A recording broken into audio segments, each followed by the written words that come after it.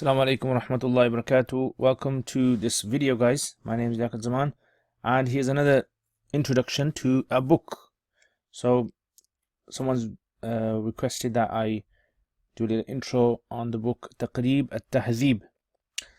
Now this is a very famous book when it comes to ilm al-rijal. Let me just give you a little understanding of ilm al-rijal. Now if you imagine you have a timeline, and this timeline is basically from the time of the Prophet ﷺ. So let's say from 0 Hijrah all the way till in today's time, 14, hundreds. This is obviously the Islamic calendar. Now, what happened in history was that people were very particular about the statements of the Prophet ﷺ, so much so that they would memorize the people that used to narrate the narrations. So you'd actually have a statement, and then each statement would have, let's say, a companion who narrated it to a tabi'i, follower of the companion, who narrated to a taba tabi'i, to etc, etc. So what used to happen was people used to actually preserve not only the statement of the hadith, as we call it, but they would also memorize who narrated it, each and every single individual. And then came the point where they would actually critically analyze each narrator. So after the Sahaba, they would critically analyze each narrator just to make sure that this narration is valid, it's up to scratch, that we can accept it, we can act upon it. Otherwise, if there's someone who has a tainted history, or some sort of a bad record or anything, and all of this can be studied in usul hadith if you're interested in that, then the narration is not acted upon. Anyway, so what happened was, over history, what used to happen was scholars began to compile. So let's say, imagine this is 100, 200, 300. Sorry for the bad writing, guys, but inshallah I'll get used to using the pad. So these are the hundreds. Now what happened basically was, over the years, scholars began to work. Actually, I made it off scale, so let me just delete that. Bring that all the way over to here. So let's say it's up to there. So you had the famous books of hadith. The famous books of hadith.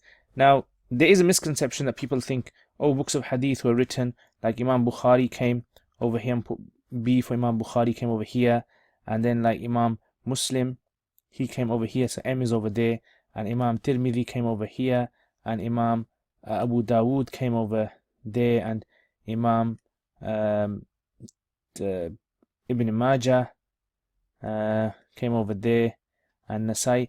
So even though these scholars did come later on, the chains have always existed.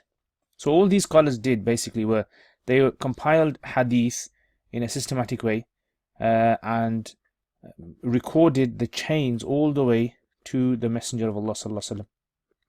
Okay, that's what they did. Okay, so that's a little overview of narrations, and inshallah I'll make a video in more detail on this topic of narrations and how it was recorded over history and the scholars, because these are just a handful of scholars who compiled it. There's actually many more scholars, hundreds and hundreds of scholars who actually were compiling the narrations in book form way before these guys. So that's just something I thought I'd give you a bit of an overview of. Anyway, so basically what happened was, these 6 books, these are 6 major books of hadith: Bukhari, Sahih Muslim, Ibn Majah, Nasai, Tirmidhi, Abu Dawood. So along came a scholar in the 600s over here. He lived about over here. His name was al-Maqdisi, Abdul Ghani al-Maqdisi. Okay, Abdul Ghani al-Maqdisi, and he wrote a book called Al-Kamal. I'll write in English. Kamal. This was the name of his book, Al-Kamal. Now, Al-Kamal was a book which was kind of one of its kind at that time. Pioneering book. Other books were written before that, many books. But this was a very good book, because what this had done is taken all these 6 books, and every single narrator in these 6 books, what he tried to do was try to list a catalogue of their status. In other words, whether we can accept them, whether we can't accept them, right? That's what he did. So a whole big book catalog, and he listed from Alif all the way till Ya the names of narrators. Now let me give you an example. This is a book known as Sunan Abi Dawud. Right, now if I was to go, let's say somewhere in the middle, okay, over here, so you can see this. So this has a hadith number 791, and then it has these chains. So this chain basically means this, that the author of this book heard this hadith from this person here, Musa ibn, let me just put the pen on, Musa ibn Ismail, and he heard this hadith from Talib bin Habib, he heard this hadith from Abdurrahman ibn Jabir, he heard this hadith from Hazm ibn Abi Ubay ibn Abi Ka'b, and he heard this from Mu'adh ibn Jabal. Okay, so the narrator actually has a chain all the way till this hadith of the Prophet ﷺ, where he says, وَهُوَ يُصَلِّي بِقَوْمٍ, whilst he was praying with people, Salat al-Maghrib, Maghrib Salat. فقال قال رسول الله صلى الله عليه وسلم, the Prophet صلى الله عليه وسلم said, يا معاذ لا تكن فتانا, O Mu'adh, don't become a means of tribulation for the people. فإنه يصلي وراءك الكبير, because behind you pray the elderly, da'if, the weak, dhul haja, those who have needs, or musafir, and travelers. So basically he told him, when you're imam, when you're leading salat, then make sure you pray salat in a moderate way without making it too difficult upon the followers behind you. So this chain has actually been recorded by Imam Abu Dawud with all these people. Now, okay, so these are the three narrators. These are the Sahaba here. So these are the three narrators. And let's say, for example, you want to look for Musa ibn Ismail. Is he a valid narrator? Is he a weak narrator? Talib ibn Habib, is he valid? Is he weak? So the way you do that is that you go to the book Tahzheeb or Kamal, and you'll actually find in there the name of the narrator, and you'll find a biography of him, short biography, and what scholars have said. Scholars from here, okay, all the way up to here, or maybe even less than that, depending. So what scholars have said about this person, if they're valid, if they've had a good record, a bad record, good memory, bad memory, etc., etc.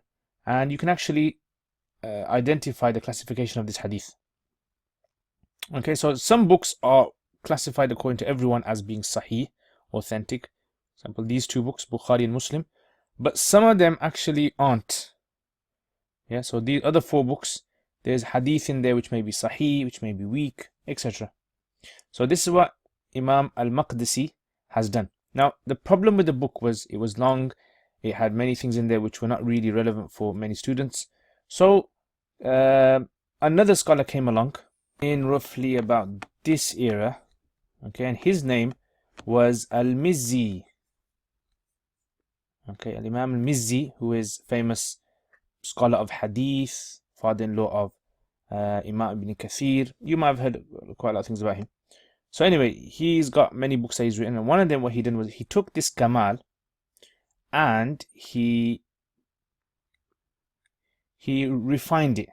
Okay, so he called his book Tahzeeb Kamal, Tahzeeb al-Kamal.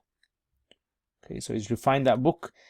Unfortunately he didn't complete it, but at that time another scholar was about by the name of, let me give another color to him, al-Hafidh al-Mughal-Ta'i.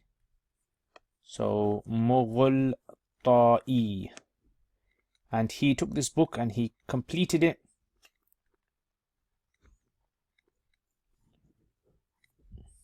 Eventually reaching 13 volumes. Ooh, 13 volume book Imam Mughal-Ta'i has completed from Mizzi's book and then Maqdisi's book. Now obviously that's something which is quite difficult to be able to read for everyone. So Imam Dhahabi comes along in this era as well. Imam al-Dhahabi, and he shortens it. He makes it very brief, makes it short so that people can benefit from it more easier. So it becomes mukhtasar version. Mukhtasar version of it is made. And then many other scholars come and they do work on one of these, or So, but what I want to show you here is the book that we're going to be looking at today, and that is Tahzheeb al-Kamal. So there was a scholar in this era by the name of Ibn Hajar. So Imam Ibn Hajar, rahimahullah, he came along. He's taken Imam Mizzi's, let me just move this a bit up. He's taken Imam Mizzi's Tahzheeb al-Kamal, and he's actually written a book called Taqreeb Tahzeeb. Okay, Taqreeb Tahzeeb. Let me write that in English. Taqreeb Tahzeeb. So he's taken that book. He's the 13-volume book. He's summarized it into 6 volumes. So it's still quite a big book, 6 volumes. And so some people came to him and said, can you make a shorter version of this, like a handbook, 1-volume book? So he goes, okay. So Imam Ibn Hajar, he makes another book of this. He summarizes it into 1 volume, or 2, you can get it, 1 really. It's called Taqreeb. Taqreeb al-Taqreeb. Making closer the Taqreeb, making shorter the Taqreeb. Yeah, so making it closer, easier for students to understand. Okay, so that's basically the history of this book, and that's the book that we're concerned with at the moment. This is the version that I've got in front of you guys. You can see it here. Okay, there's other versions out there as well, but I've just chosen this one just to show you how it works. Now, there's just 2 things you need to understand about this book before you actually know how to use the book. The first is that he uses his own specific terminology. So what he's basically done, if I actually go onto the page, so basically what he does, he categorizes each narrator that he's collected in this. He's categorized them into 12 categories. So you can see this, al-awwalu, the first, is the Sahaba. So wherever a Sahabi's name will come, he'll just say, right, this guy's a Sahabi. Number 2 is those people who have been authenticated as reliable, the highest level of reliable narrators after the Sahaba. So he uses terms like awthaq and nas, or he repeats a word, thiqa. Okay, so he uses that's a sign that this guy's like top of the table. Third, he uses another word which is thiqa, so he uses it once, or thabat or adal. This shows like number 2 on the table. Number 4, he says a person who's slightly less than that, so he'll say saduq, la ba'sa, laysa bihi ba's. All of these indicate that these people are reliable, but it's just that the level of reliability varies. 5th, he is for a person who's lower than the 4th level, so he'll say saduqun sayyi'ul hifth. So he's saduq, he's a very truthful person, trustworthy person. Sayyi'ul hifth, his memory wasn't that reliable as the previous ones, but it doesn't mean that his memory was like ours, that we forget things, we can't remember what we had last night. So their memory is very good, but for their, relatively speaking, it's like that. Or some of these words. Number 6 is he uses the word maqbool, accepted, haythu yutaba', that other mutaba' narrations are sought to strengthen him. Number 7 is mastur, means unknown, we don't really know much about him. Yeah, so he might be good, might be bad. Number 8, if he mentions something like da'if, weak. Okay, and if you studied usul hadith, you'll know that da'if does not necessarily mean that the narration is absolutely written off. All it means is that this is a specific terminology that's used. Okay, number 9, majhul. Right, this is like less than weak on the table. Number 10, matruk, he's left, his hadith isn't taken, or saqit. Number 11, kadhib, or uttuhim al-kizb, he's been accused of lying in his life, just generally lying in society. And number 12, this guy's a liar in hadith, he's a fabricator of hadith, the worst type. So these last few types are the types where the hadith actually loses its value, the chain loses its value, and the hadith is not accepted according to scholars. So these are the 12 kind of categories that he puts all the narrators into. And then he has, that's the first thing. And then he has the second is the letters that he uses. So he uses certain acronyms or letters, to signify which book the narrators appear in. Okay, so let me just give you an example of some of these, and then I'll show you what letters represent what books. So, for instance, right, have a look at this here. So you have here the word in Arabic tamiz, tamiz, tamiz. So that has a certain significance. You have ta and qaf. So al-Husayn ibn Mahdi ibn Malik, he has a ta next to his name, a qaf next to his name. So I'll explain to you what the ta represents, what the qaf represents, and remember all of these words, these acronyms that he uses here. What they basically mean is that this narrator narrates hadith which are recorded in these particular books. Okay, so the Dal, Ain, Sin, Hussein ibn Maymun, Kha, Ta, Mim, 4, the letter 4 represents something as well. Not this in brackets 3, that's just to show the little footnotes about this. So if you look down the footnotes, yeah, that just shows that. So you have 3 columns here. The first column is the catalog number or the narrator number in this book. And then you have the acronyms, which represents which books they're mentioned in, and a short biography of the narrator. And it's very, very short. He's written it. Like I said, he's abridged it or abbreviated it from 2 or 3 books. So it's very short. Okay, so that's basically what you have. And if you look in this book, you'll actually see, if I go right to the end, you can actually see over 8,000, 9,000 people that have been mentioned in this book. Okay, so that's the first thing. So there are 2 things that you need to remember. Now the narrators are listed from Alif all the way till Ya, and then after Ya you actually have narrators according to their kunyas, Abu and So the Abus come, and then you have the Ibns and the because sometimes in chains narrators are listed in that fashion. Okay, so that's that. So let me just give you a little a key to the acronyms. First of all, let's start off with Bukhari. Now, Imam Bukhari has several books that he's written. So what he does, he actually mentions 6 of those books. Okay, so if he says Kha, that means it's in his Sahih collection. The Sahih collection is the famous hadith book that most of us know. If he mentions Kha and Ta together, then that means that this is actually in Sahih Bukhari, but it's mu'allaq, it's in the headings, one of the headings. If he mentions Ba, Ha, okay, then, or Ba Kha, sorry, Ba Kha, then that means it's in Imam Bukhari's book, the Adab al-Mufrad. If he mentions Ain Kha, Ain and then a Kha next to it, then that simply means it's in Imam Bukhari's book called Af'al al-Ibad. If he mentions Ra, it means that it's in a book called Juz'ul Qira'ah. And if he mentions the letter Ya, then it simply means it's in a book known as Juz'u Raf'ul Yadayn.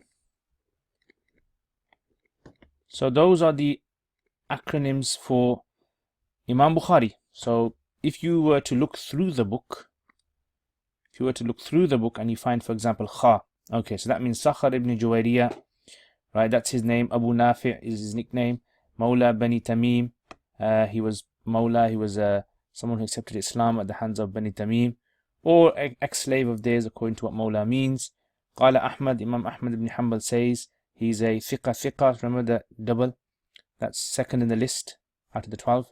قال القطان, Yahya ibn Sa'id al-Qattan says, ذهب كتابه ثم وجده فتكلم فيه لذلك من السابع. He actually considers him in group 7. So Kha is mentioned over there, and you have Bakh, like we said.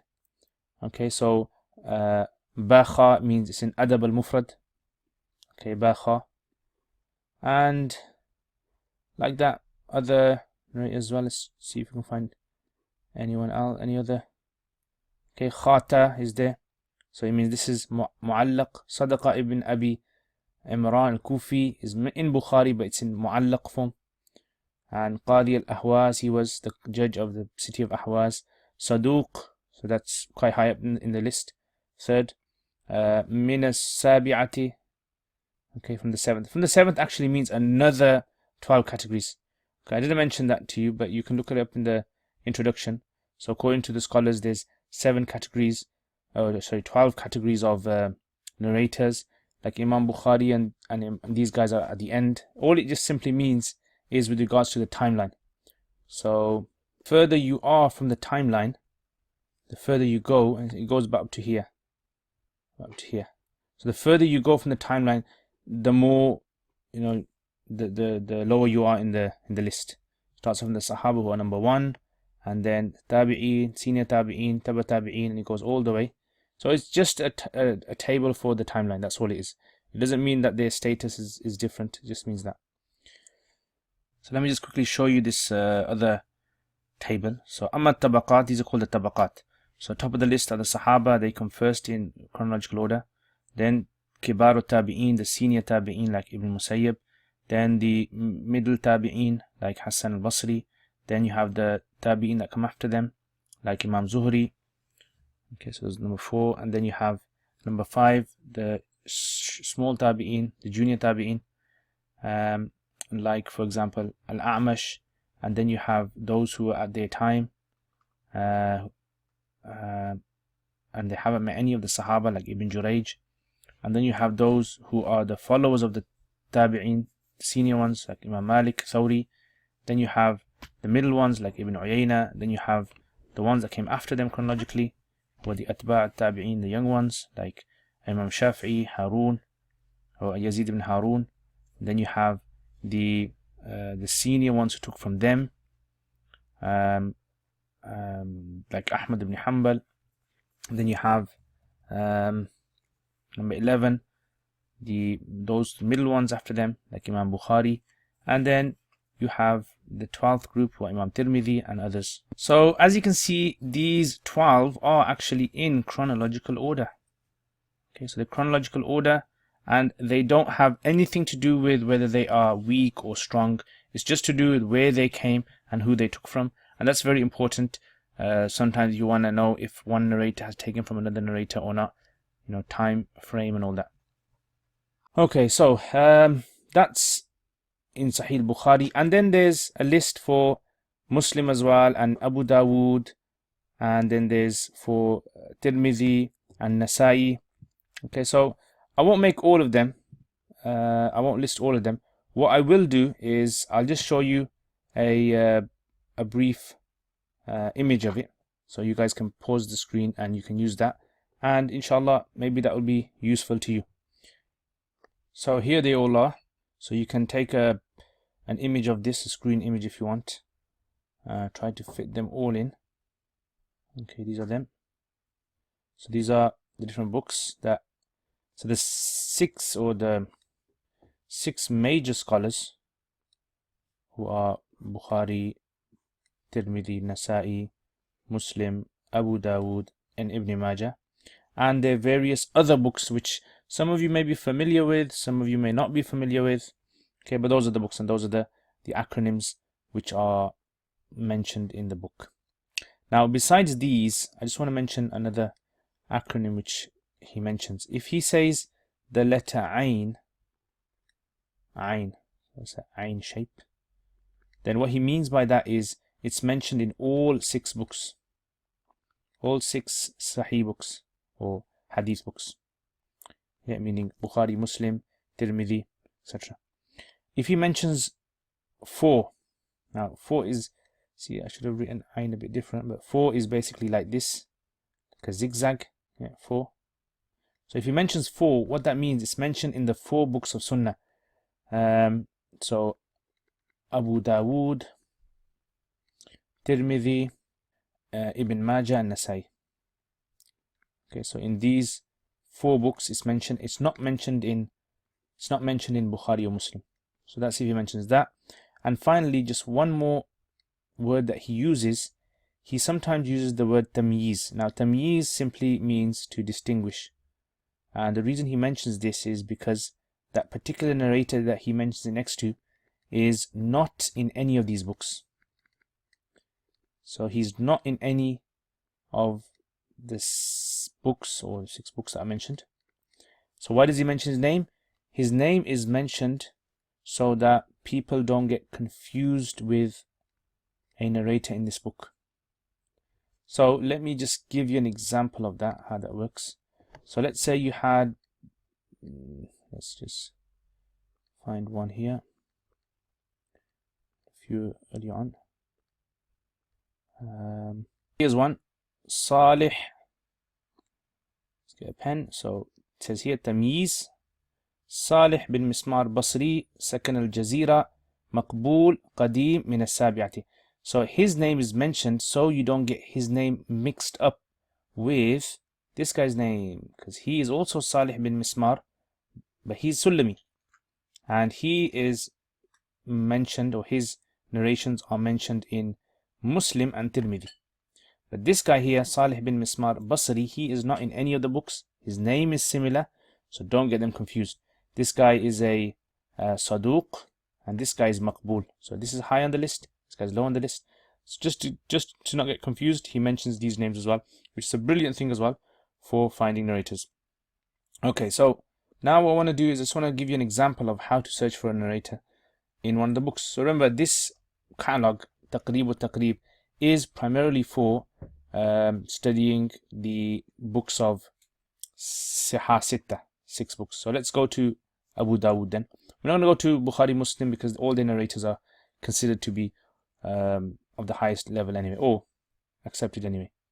So let's go over here. So let's look for example, Musa ibn Ismail. Right, so we want to find Musa ibn Ismail. Is he a valid narrator? What do the scholars say about him? So we go to the book Taqreeb, we look for the name Musa, we look according to the alphabet. So okay, so Musa bin Dawood, it's going to be higher up then. Musa bin Ibrahim, Musa bin Ayyub, Musa bin Ismail, here is. Okay, so here's Musa bin Ismail.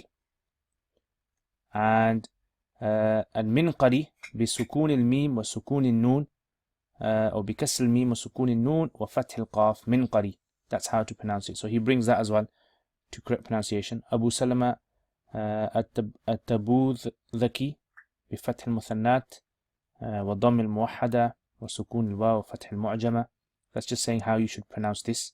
بفتح المثنات, so the ta is fatha, وضم الموحدة, and the ba is dhamma, and sukun al-waw, the waw is pronounced as sukun, tabu, and then fath al-mu'jama, the, and dhaki.